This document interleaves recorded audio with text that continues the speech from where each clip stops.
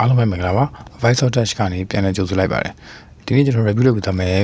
ဖုန်းလေးကတော့ဒါကျွန်တော် Redmi ကနေနောက်ဆုံးထွက်ထားတဲ့ Redmi Note 15 series ရဲ့ဒါအလက်ကောင်လေး Redmi Note 15 Pro ကိုကျွန်တော် review လုပ်ပြသွားမယ်ဒါ Note 15 Pro နဲ့ဒါဘာတွေကွာခြားသွားလဲဘာတွေပိုတိုးတက်လာလဲဆိုတာကိုကျွန်တော်တို့ဒီ video လေးမှာအဆုံးထိကြည့်ကြည့်လိုက်ရအောင်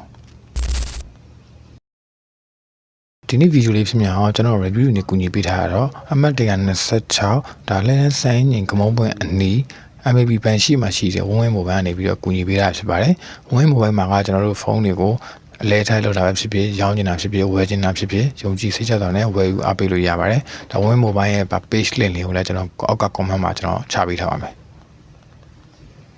အရင်ဦးဆုံး design ဘိုင်းကနေစပြီးပြောမယ်ဆိုလို့ရှိရင်ဒါ Note 14 Pro နဲ့ Note 15 Pro ကဒါ design ဘိုင်းကတော့တိတ်ပြီးတော့အရင်ကတော့ကွာခြားသွားတာမဟုတ်ဘူးကျွန်တော် Note 15မှာကျွန်တော် 15 Pro မှာကဒါ flat display flat frame ဖြစ်သွားတယ်ပေါ့နော် Note 14မှာတော့ဒါ quad curve display နဲ့နောက်ဘက်ကပါဒါသူတို့ပြန်ခုံပေးထားရဆိုတော့ Note 14 Pro နဲ့ Note 15 Pro နဲ့ကကွာခြားသွားတာဒါ flat body နဲ့ဒါ curve လောက်ထားရတဲ့ဒါကတော့ကွာခြားသွားတယ်ပြီးတော့ကျွန်တော်တို့ Note 15 Pro ကလက်ထဲမှာကန်ရတဲ့အခါမှာကျွန်တော်တို့ဖြတ်ကျေသွားတဲ့အတွက်ကြောင့်မလို့ဒါကန်ရတာကျွန်တော် iPhone နေလို့ပေါ့နော်ဖြတ်ကျေကြီးကန်ရတာဆိုတော့တောင်း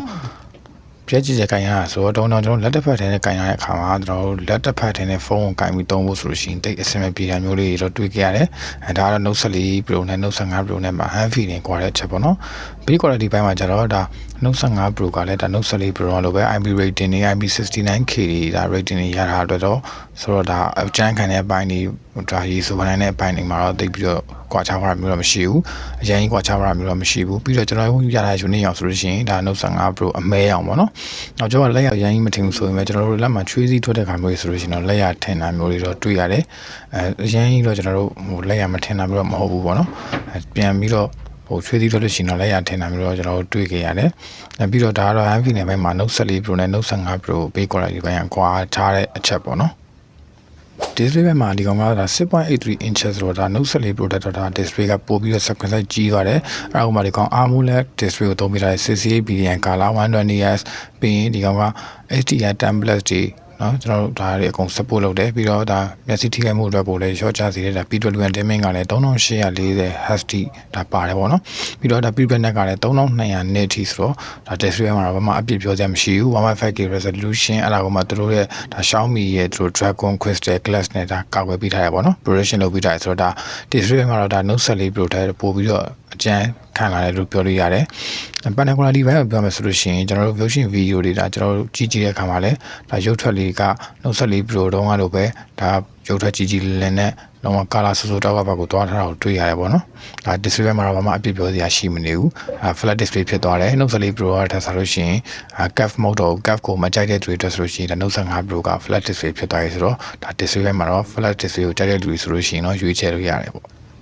performance မှာဆိုလို့ရှိရင်ဒီကောင်က MediaTek ရဲ့ Dimensity 9400 Ultra ကိုသုံးပေးထားတယ်ဒီ SoC ကကျွန်တော်တို့အရင် performance ကောင်းတဲ့ SoC မျိုးတော့မဟုတ်ဘူးဒါပေမဲ့ Note 14 Pro ရဲ့ SoC နဲ့ရှင်လို့ရှိရင်တော့ကျွန်တော်တို့ဒါအနေငယ်တော့တိုးတက်လာတယ်လို့ပြောရရတယ်ဒါ performance ကိုပိုကောင်းလာအောင်လို့ဆိုပြီးတော့ Note 15 Pro ကိုရွေးမယ်Note 15 Pro နဲ့လဲလိုက်မယ်ဆိုလို့ရှိရင်တော့လဲဖို့တော့ကျွန်တော်တို့မလိုသေးဘူးလို့ပဲပြောချင်တယ်ဘာလို့အဲ့လောက်ကြီးအရင်ကွာသွားတာမျိုးတော့မဟုတ်ဘူးပေါ့နော်ဒါပုံမှန်ဒီ CPU ကလည်းပုံမှန်ကျွန်တော်တို့ social 3 game ပေါ်ပါဆော့အဲ့လောက်တော့ကတော့ဒါလုံးဝအဆင်ပြေတယ်လုံးဝတော့လည်းပိုတဲ့ CPU လို့ပြောလို့ရတယ်ဒါ game တွေလည်းကျွန်တော် mobile legend ရဲ့ PUBG ရောကျွန်တော်ဘယ် game မှာဘယ် setting နေရတယ်ဆိုတော့ကျွန်တော်ဆော့ပြပေးထားပါတယ်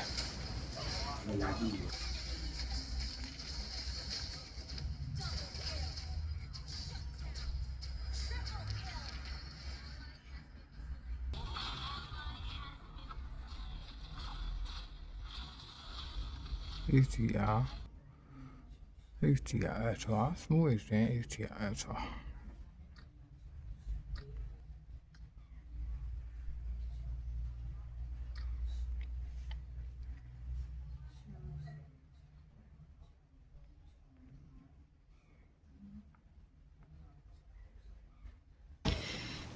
ကင်မရာမှာဒါ Note 14 Pro နဲ့ပါကောင်းသွားလဲဆိုတော့ကျွန်တော် Note 15 Pro မှာကအနောက်ကျောဘက်မှာကင်မရာနှစ်လုံးပဲပါတော့တယ် 14 Pro မှာတော့ဒါ3လုံးပေါ့နော်ဒီ15 Pro မှာသူကမလိုအပ်တော့တဲ့ micro camera ပေါ့နော်ဒီကောင်ကိုဖြုတ်လိုက်တယ်ဖြုတ်ပြီးတော့ main camera ရဲ့ ultra wide ပဲပါတယ်ပြီး selfie ပါတယ်ပေါ့နော်ဒါ main camera ကဒါ Note 14 Pro ကလိုပဲဒါ Sony LYD 600ကို50 megapixel သုံးပေးထားတာအဲ့တော့ camera ဘိုင်းကတော့ကျွန်တော်စမ်းပြီးတော့နှစ်ခုရှင်းရိုက်ကြည့်တဲ့အခါမှာဒါ14 Pro နဲ့15 Pro နဲ့တိတ်ပြီးတော့အရင်တော့ကောင်းအောင်မဟုတ်ဘူးဒါ Note 15 Pro ဆိုပြီးတော့ camera ပိုကောင်းလာမယ်လို့တော့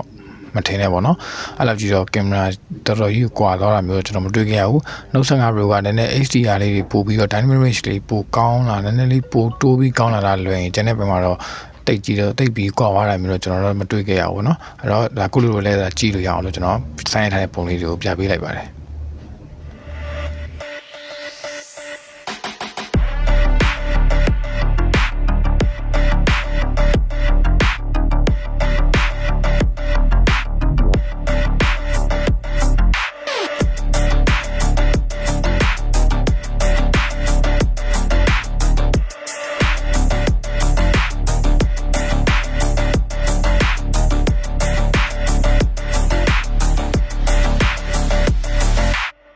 ဂိမ်းနီဆန်ဆောကြည့်ခဲ့ရတော့ဒါအရင်ကျွန်တော်လက်ထဲမှာကင်မြအောင်ပူလာတာမျိုးတွေဒါထစ်သွားတာမျိုးတွေတော့မကြုံခဲ့ရဘူးဒါနည်းနည်းနှွေးတဲ့ဆိုရင်အဆင်လောက်ပဲရှိတယ်ပေါ့နော်ပြီးတော့ဒီဖုန်းကိုကျွန်တော်ဒါဟို20 minutes straight ကိုလည်းကျွန်တော်တိုင်းခဲ့သေးတယ်ပေါ့နော်တိုင်းခဲ့တဲ့အချိန်မှာဒီဖုန်းက20 minutes straight မှာလည်းဒါ stability score က 99.2% ထိတောင်ရတယ်ဆိုတော့ဒါမဆိုးလို့ပြောလို့ရမှာပေါ့နော်ဒါအပူဆိုတော့ဒါသူ့ရဲ့ stability ကိုထိန်းထားတယ်လို့ပြောလို့ရတယ်အဲ့တော့ဒီဘိုင်းမှာတော့လည်းကျွန်တော်တို့ heat တက်တာတွေပါတော့ခါလည်းတိတ်ပြီးတော့ပူစရာမလိုဘူးဒါပုံမှန်နှွေးတဲ့ဆိုရင်တော့ပဲအရင်ကင်မြပူနေရမျိုးတော့မရှိဘူးဆိုတော့ဒီဘိုင်းမှာလည်းမဆိုးလို့ပြောလို့ရတယ်audio ဘိုင်းမှာဒီကောက်မှာဒါ stereo speaker ကိုသုံးမိထားတယ်ဒါ Dolby Atmos support ပေးထားရပါတော့ Note 14 Pro နဲ့ပါကောင်းပါလဲဆိုတော့ဒါ Note 15 Pro လို့ Note 15 Pro Plus တို့မှာဒါ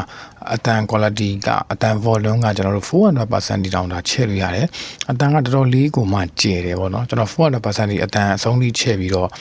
တချင်းနားထောင်ဖွင့်ကြည့်တဲ့အခါမှာလည်းအတန်အနေတာကွဲသွားတာမျိုးတွေတော့မတွေ့ခဲ့ရဘူးအတန်ကတော့တော်တော်လေးကိုကျယ်လို့ပြောလို့ရတယ်ဒါ Note 15 series မှာတော့ဒါaudio ဘိုင်းမှာကျွန်တော် speaker ဘိုင်းကိုတနေ့တော်တော်လေးတိုးတက်လာအောင်လုပ်ပေးထားတယ်ကျွန်တော်ကမြင်မိတယ် security ဘိုင်းမှာလည်းဒါကျွန်တော် analytic fingerprint ကိုသုံးမိထားတယ်ပေါ့နော်ဒါကျွန်တော်တို့ fingerprint ကလည်းမြန်တယ်တိကျတယ်ကျွန်တော်တို့နှိပ်ကြည့်တဲ့အခါမှာလည်းဒါမှားနေတာမျိုးတွေကျွန်တော်အဲ့လိုမျိုးနော်အော် recognize မဖြစ်တာမျိုးတွေလည်းမတွေ့ခဲ့ရဘူးဆိုတော့ဒါ fingerprint ဘိုင်းကလည်းဒါမဆိုးလို့ပြောလို့ရတယ်နောက်ပြီးတော့ဒါ Note 15 series မှာဒါတော်တော်လေးကိုတိုးတက်လာတဲ့အချက်ပေါ့နော်အဲ့ဒီဘိုင်းကဒါ battery ပေါ့နော်ဒါ Note 15 Pro မှာဆိုလို့ရှိရင်ဒါ battery က 9000 mAh တောင်မှပါတယ်ပေါ့နော်ဒါ 9000 mAh မှာဒါဒီလောက်ပါအောင်အရင်ထူနေတာတော်တော်လေးသဘောကျဖို့ကောင်းတယ်9000 mAh ကတော်တော်လေးကိုအားလဲခံတယ်ကျွန်တော်စမ်းသုံးကြည့်ရတဲ့လောက်တော့တော်တော်လေးကိုမှအားခံတယ်ကျွန်တော်တို့ပုံမှန် normal ဆိုလို့ရှိရင်ကျွန်တော်2ရက်လောက်ကတော့ AC သုံးလို့ရတယ် heavy game မှာဆိုလို့ရှိရင်ကျွန်တော်တို့1 day ကတော့ကောင်းကောင်းကြီးကိုသုံးခံတယ်လို့ပြောလို့ရတယ်battery ဘိုင်းတော့တိုးတက်လာပြီမဲ့ကျွန်တော် charging work ဘိုင်းကကျတော့ဒါအရင်လုံး14 Pro တော့လို့ပဲကျွန်တော်45 watt ကိုပဲသုံးမိထားသေးတယ်အစားအနေဆုံးကျွန်တော်အားပြန်တွင်းကြည့်တာတော့ဒါတနာရီခွဲဝန်းကျင်လောက်တော့0 to 100% ပြေးဖို့တနာရီခွဲဝန်းကျင်လောက်တော့တွင်းရတယ်ပေါ့နော်ဒါပေမဲ့တခုကျွန်တော်တို့တိုးတက်လာတာတစ်ချက်ကအရင်တော့ဆိုလို့ရှိရင်ကျွန်တော် reverse charging ကကျွန်တော်5 watt တို့ပါတော့ပဲပါတာပေါ့နော်ကျွန်တော်တခြားဟိုပစ္စည်း wireless ဟိုပစ္စည်းတွေ reverse တွင်းရတဲ့ပစ္စည်းတွေကိုပြန်ပြီးတော့တွင်းလို့ရှိရင်5 watt ပဲ support ပေးတာပေါ့နော်အခုဒီကောင်မှာ Note 15 Pro မှာကျတော့ဒါ 22.5 watt ကိုဒါ support ပေးထားရဆိုတော့ဒါ reverse charging လေးကတော့ဒါပို့ပြီးတော့ပိုမြန်သွားတယ်ပေါ့နော်ဒီဘိုင်းလေးကတော့ဒါမဆိုးဘူးလို့ပြောလို့ရတယ်ဆိုတော့ဒါအဆုံးသက်ကိုပြောရမယ်ဆိုလို့ရှိရင်ဒါကိုလူတို့ကလက်ရှိမှာ Note 14 Pro ကိုင်နေတယ်ဆိုလို့ရှိရင်เนาะ Note 15 Pro ကိုကင်မရာပိုကောင်းလာမယ် performance ပိုပြီးကောင်းလာမယ်ထင်ပြီးတော့ကျွန်တော်တို့မချိန်သေးစေဘူးချိန်ဖို့မလိုအပ်သေးဘူးလို့ပြောချင်တယ်ဒါပေမဲ့အခုမှအသစ်ဝင်မယ်လို့ဆိုလို့ရှိရင်เนาะမှန်ကုန်း curve display ကိုမကြိုက်ဘူး flat display ကိုမှကြိုက်တယ်ဆိုတဲ့သူတွေအတွက်ကတော့ဒါ Note 15 Pro ကလောတဲ့သူ့ရဲ့လက်ရှိစီ9သိန်းခွဲ10သိန်းဝန်းကျင်မှာတော့ဒါ Redmi 15 series ထဲမှာရွေးချယ်တဲ့ဖုန်းတစ်လုံးဖြစ်တယ်လို့ပြောရင်းနဲ့ပဲကျွန်တော် review လေးကိုဒီမှာပဲဆုံးသက်လိုက်ပါတယ်ကြည့်ရှုအားပေးကြတဲ့ကျွန်တော်တို့ကတူတယောက်ချင်းနေတယ်အောင်ကျေးဇူးအများကြီးတင်ရှိပြီးတော့နောက်တဲ့ဗီဒီယိုတွေမှာပြန်လည်ဆုံကြပါသေးတယ်ဗျ